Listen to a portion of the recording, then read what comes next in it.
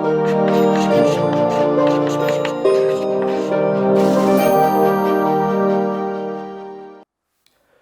Friends, चलिए अपन cash flow statement जो मैंने आपको समझाया था, रोकड़ प्रवाह विवरण जिसके फॉर्मेट की हमने बात करी थी, उसके बाद में हम देखते हैं कि किस तरीके से कर पूर्व लाभ। क्यों कर पूर्व लाभ की मैं बात कर रहा हूं? क्योंकि जब हम प्रचालन गतिविधि की बात करते हैं, ऑपरेटिंग एक्टिविटी की बात करते हैं, तो हमें सबसे पहले कौन से लाभों की गणना करनी होती है?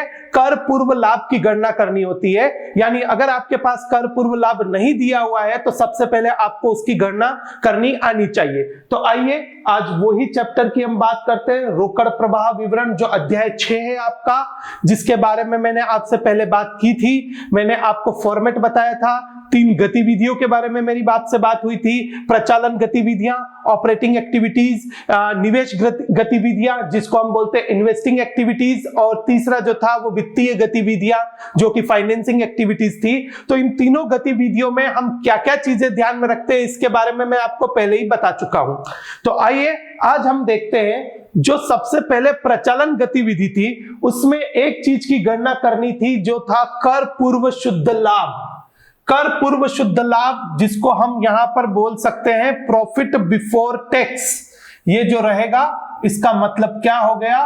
Profit before tax. यानी जो आपको कर पूर्व लाभ की गणना करनी है वो कैसे करनी है उसके बारे में आज अपन यहां पर बात करते हैं। देखिए, एक फॉर्मेट आपके सामने बना हुआ है, एक खाका आपके सामने बना हुआ है जिसमें कुछ मदें जोड़ी गई है, कुछ मदें घटाई गई है, और आपके सामने लास्ट में क्या निकाला गया है? कर पूर्व शुद्ध लाभ, यानी प्रॉफिट बिफोर टैक्स, या फिर आप बोल सकते हो नेट प्रॉफिट बिफोर टैक्स की गणना की हुई है। तो देखिए, सबसे पहले हम क्या लेंगे? चालू वर्ष का शुद्ध लाभ समायोजन के बाद।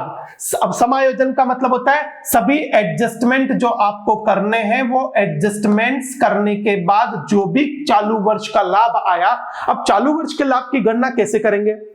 देखिए, आपको लाभ हानि विवरण का आरंभिक शेष और अंतिम शेष यानी opening balance and closing balance दोनों दिया होता है। तो आपको चालू वर्ष का लाभ की गणना कैसे करनी है यहां पर मैं बता रहा हूं। जो अंतिम शेष होगा, जो लाभ हानि खाते का या लाभ हानि विवरण का जो अंतिम शेष होगा, उसमें से आरंभिक शेष या प्रारंभिक शेष को क्या कर दीजिए? घटा दीजिए। तो आरंभिक शेष को घटाने पर जो राशि प्राप्त होगी वो आपके लिए क्या होगा? चालू वर्ष का शुद्ध लाभ होगा। यानी क्लोजिंग बैलेंस में से ओपनिंग बैलेंस को घटाने पर जो भी राशि आपको मिलेगी वो चालू वर्ष का लाभ होगा, और वो सभी समायोजनों के बाद यानी आफ्टर ऑल एडजस्टमेंट्स होगा। अब इसमें कुछ चीजें जोड़नी होगी। ये देखिए, जोड़ने की बात की गई है जिसको हम ऐड करेंगे यहां पर। सबसे पहला जो आइटम होगा, सबसे पहली जो मद होगी जिसको जोड़ा जाएगा वो होगा संचय में हस्तांतरण या संचय में स्थानांतरण, यानी ट्रांसफर टू रिजर्व।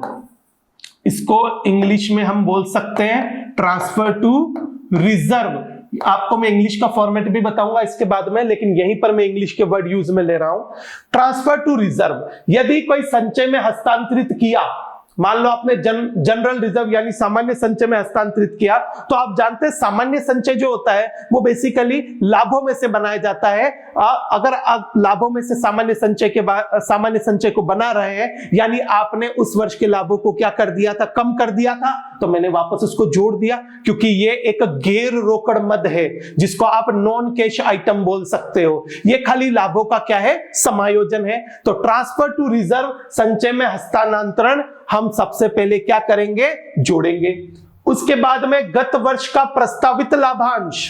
देखिए, इस प्रस्तावित लाभांश को मैं आगे समझाऊंगा आपको, जिसको बोल सकते हैं आप प्रपोज्ड डिविडेंड। यहां पर आपको प्रस्तावित लाभांश का मतलब क्या होगा? प्रपोज्ड डिविडेंड, बट वो कौन सा? प्रीवियस ईयर का, पिछले साल का। तो पिछले साल का जो प्रपोज्ड डिविडेंड है, प्रस्तावित लाभांश है, उसको जोड़ दूंगा। क्यों जोड़ूंगा? क्योंकि ये जो प्रस्तावित लाभांश है, ये जो प्रपोज्ड डिविडेंड है, ये आपका वित्तीय क्रिया के अंतर्गत बहिर्वाह यानी आउटफ्लो दिखाता है। क्योंकि जो लाभांश आप दोगे वो लाभांश जो जिस लाभांश का भुगतान किया आपने, वो लाभांश जो है वो अंशधारियों को दिया जाता है। तो अंशधारियों से संबंधित जो भी बात होगी वो कहां पर होगी, वित्तीय क्रिया में होगी। तो ये जो है मैं वापस यहां पर क्यों जोड़ रहा हूं, क्योंकि ये परिचालन क्रिया से संबंधित नहीं होता है, और ये क्योंकि ये एक लाभों का समायोजन है। प्रस्तावित लाभांश या लाभांश का जो भुगतान हुआ है वो क्या है, एक तरीके से लाभों का समायोजन है। तो जो आपने एडजस्टमेंट किए थे उनको वापस मैं हटा रहा हूं। तो आपने पहले प्रस्तावित लाभांश को घटाया होगा, तो मैं वापस यहां पर क्यों जोड़ रहा हूं, क्योंकि मुझे कर पूर्व लाभ की क्या करनी है, गणना करनी है। तो यहां पर एक चीज जो ध्यान रखनी है वो गत वर्ष का प्रस्तावित लाभांश, जो पिछले साल का प्रस्तावित लाभांश था, उसी को यहां पर जोड़ा जाएगा। फिर बात करते हैं वर्ष के दौरान भुगतान किया गया अंतरिम लाभांश। अंतरिम लाभांश को हम बोलते हैं इंटरिम डिविडेंड, इसको इंग्लिश में बोला जाता है इंटरिम डिविडेंड। ऐसा लाभांश, ऐसा अंतरिम, देखिए आप यहां दोनों लाभांश में क्या फर्क है प्रस्तावित और अंतरिम में। देखो, प्रस्तावित लाभांश ऐसा लाभांश होता है जिसकी घोषणा जो डायरेक्टर यानी संचालक मंडल करता है, लेकिन इसका भुगतान अंशधारियों की जो सभा होती है, जिसको वार्षिक साधारण सभा बोलते हैं, एजीएम एनुअल जनरल मीटिंग, उसमें अनुमोदन के पश्चात ही इसका भुगतान किया जाता है।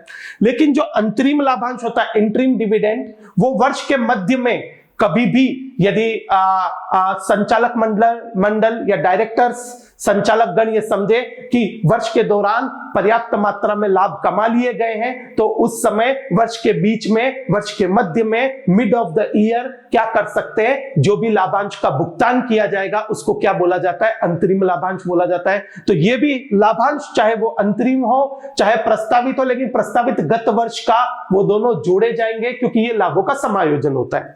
उसके बाद में चालू वर्ष के दौरान किए गए कर का प्रावधान, जिसको हम बोलते हैं provision for tax, provision for tax. But वो प्रोविजन फॉर टैक्स कौन सा वाला, करंट ईयर का, चालू वर्ष का। तो चालू वर्ष में जो भी आपने कर का प्रावधान किया हो, क्योंकि आप जानते हो जो प्रावधान हम बनाते हैं, प्रोविजंस जो हम बनाते हैं, वो लाभों में से बनाते हैं, और लाभों में से यदि कोई प्रावधान बनाया है तो इसका मतलब आपने क्या किया है, समायोजन किया है। तो यहां जो लाभ था समायोजन के बाद वाला था, तो मैं वापस उन समायोजनों को क्या कर रहा हूं, उल्टा कर रहा हूं। पहले आपने घटाया था, मैंने वापस इनको जोड़ दिया, क्योंकि मुझे कर पूर्व लाभ की क्या करनी है, गणना करनी है। तो ध्यान रखिएगा, प्रोविजन फॉर टैक्स यानी चालू वर्ष के दौरान जो कर का प्रावधान किया है उसको भी हम यहां पर क्या कर देंगे, जोड़ देंगे। अब अपन बात करते हैं लाभ हानि विवरण में व्यय के रूप में दिखाई गई असाधारण मदे, एबनॉर्मल आइटम। जो एबनॉर्मल आइटम आपने असाधारण मदे किसके रूप में दिखा दी होगी, जो असाधारण मदे व्यय के रूप में, एक्सपेंसेस के रूप में दिखा दी होगी, उसको वापस जोड़ रहा हूं, क्योंकि उन असाधारण मदों को यदि आपने खर्चों के रूप में, व्यय के रूप में दिखाया है, तो लाभ क्या हो गए थे, कम हो गए थे। जबकि वास्तविकता में लाभ कम क्यों हुए, क्योंकि वो असाधारण मदे आपने दिखाई, तो इसलिए उसको वापस में क्या कर रहा हूं, जोड़ रहा हूं, क्योंकि ये मदे जो है ये साधारण नहीं है, ये व्यवसाय के प्रचालन से संबंधित नहीं है। जैसे किसी साल आग लगने से क्या हो गई, हानि हो गई, किसी साल भूकंप आने से क्या हो गई, हानि हो गई। तो ये सब असाधारण मदे हैं जिनको व्यय के रूप में, हानि के रूप में आपने दिखाया होगा, और वो लाभों की राशि को क्या कर दिया होगा, कम कर दिया होगा। इसलिए मैंने इसको वापस यहां पर क्या कर दिया, जोड़ दिया। चलिए अब दो चीजें घटाते हैं। सबसे पहली चीज जो घटाई जाती है वो कर की वापसी, रिफंड ऑफ टैक्स। क्यों घटाते हैं, इसका रीजन मैं भी आपको यहां पर बता देता हूं। रिफंड ऑफ टैक्स, क्योंकि मैं कर पूर्व लाभ की गणना कर रहा हूं, तो कर से संबंधित जो भी बात कही गई है उसको आपको क्या करना होगा, हटाना होगा। कर की वापसी, यदि कर आपको रिफंड मिला हो, वापस मिला हो, तो वो आपने, क्योंकि यहां कंपनी के लिए जो कर होता है वो एक स्वीकृत खर्चा होता है, उसको लाभ हानि खाते में दिखाया जा सकता है।